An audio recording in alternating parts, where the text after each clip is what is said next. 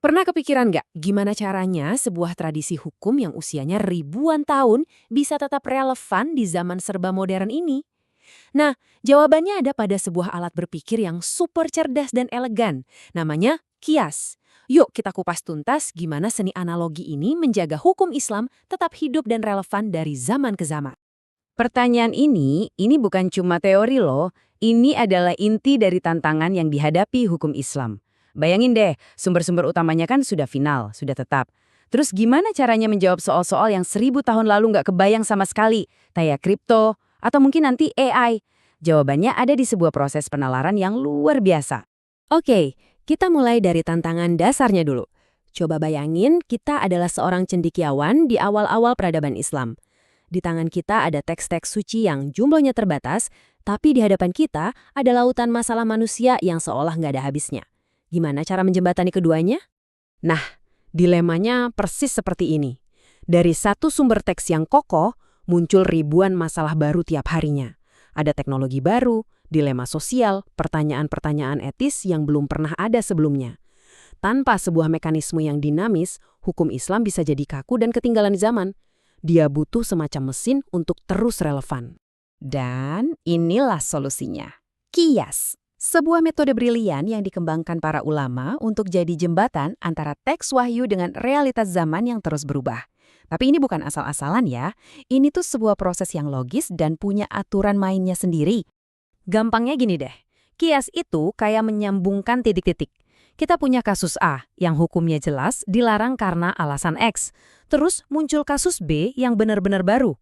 Kalau kita bisa menemukan alasan X yang sama persis di kasus B, ya kita bisa tarik kesimpulan kalau hukumnya pun sama. Simpel kan konsepnya? Tapi wow, dampaknya itu luar biasa. Nah, sekarang yuk kita bongkar mesin penalaran yang canggih ini. Kias itu bekerja lewat 4 pilar, atau 4 langkah yang wajib ada supaya sebuah analogi bisa dianggap sah. Mari kita lihat satu persatu. Anggap aja 4 pilar ini kayak resep, ada 4 bahan utamanya. Pertama, kita harus punya kasus asal yang hukumnya sudah jelas di dalam teks. Kedua, kita harus identifikasi alasan penghubung atau sebab dibalik hukum itu. Ketiga, kita lihat kasus baru yang lagi kita hadapi. Kalau alasannya nyambung, barulah kita bisa menetapkan hukum baru untuk kasus tersebut. Di sini nih, semuanya jadi terang benderang. Coba lihat tabel ini ya. Kasus asalnya adalah khamar atau alkohol, hukumnya jelas haram. Apa alasannya atau ilahnya? Karena sifatnya yang memabukkan dan merusak akal. Oke, sekarang kita lihat kasus baru, narkotika. Teks suci nggak nyebutin narkotika kan? Tapi ilahnya sama nggak?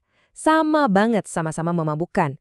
Nah, karena alasan yang sama persis itulah, hukum baru ditetapkan. Narkotika juga haram.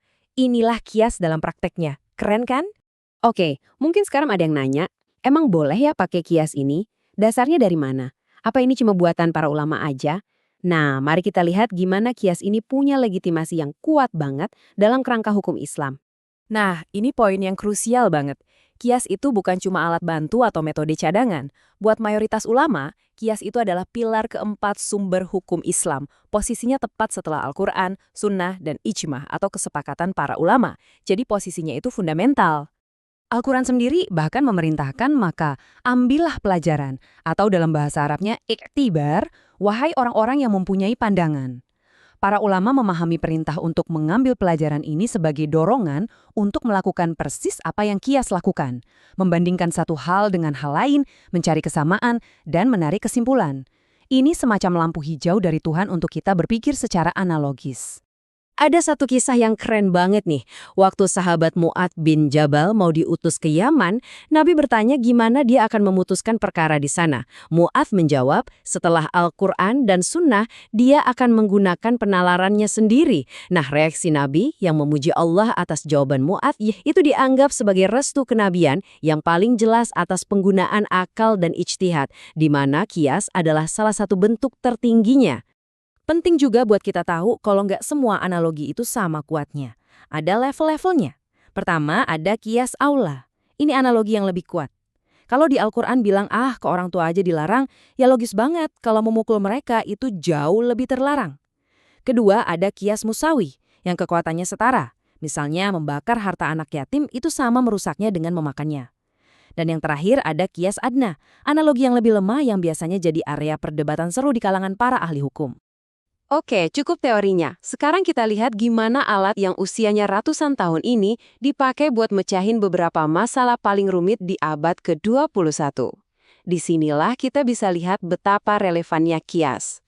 Kias ini benar-benar jadi jembatan antara prinsip transaksi zaman dulu dengan dunia keuangan modern. Coba deh lihat, seluruh industri perbankan syariah yang nilainya triliunan dolar itu dibangun di atasnya. Konsep kayak murabaha atau takaful itu semuanya hasil dari analogi terhadap akad-akad atau kontrak yang sudah ada di zaman dulu. Di dunia medis yang rumit banget, kias ini berfungsi kayak kompas etis. Isu-isu kayak bayi tabung atau transplantasi organ kan nggak ada di teks-teks kuno. Jadi, para ahli hukum menganalogikannya ke prinsip-prinsip syariah yang lebih besar. Misalnya, perintah menjaga jiwa dan keturunan, untuk bisa menghasilkan panduan etis yang relevan. Dan ini berlaku di mana-mana. Transaksi di e-commerce itu dianalogikan dengan aturan jual-beli tatap muka. Etika di media sosial dianalogikan dengan adab berbicara. Soal lingkungan, prinsip dasarnya jelas. Larangan umum untuk membuat kerusakan di muka bumi jadi kasus asal untuk menghukumi masalah polusi dan perusakan ekosistem modern. Jadi, apa sih intinya? Kias ini bukan cuma latihan akademis yang kaku. Ini adalah jantung yang dinamis, yang bikin sebuah tradisi hukum kuno bisa terus berdetak dan memberikan panduan yang bermakna bagi dunia modern kita yang super kompleks ini. Dan ini pertanyaan terakhir buat kita renungin bareng-bareng. Saat kita nanti berhadapan dengan tantangan masa depan yang lebih gila lagi, seperti kecerdasan buatan atau bahkan kolonisasi planet lain, mampukah seni analogi kuno ini terus membimbing kita? Kalau kita belajar dari sejarah, sepertinya jawabannya adalah iya.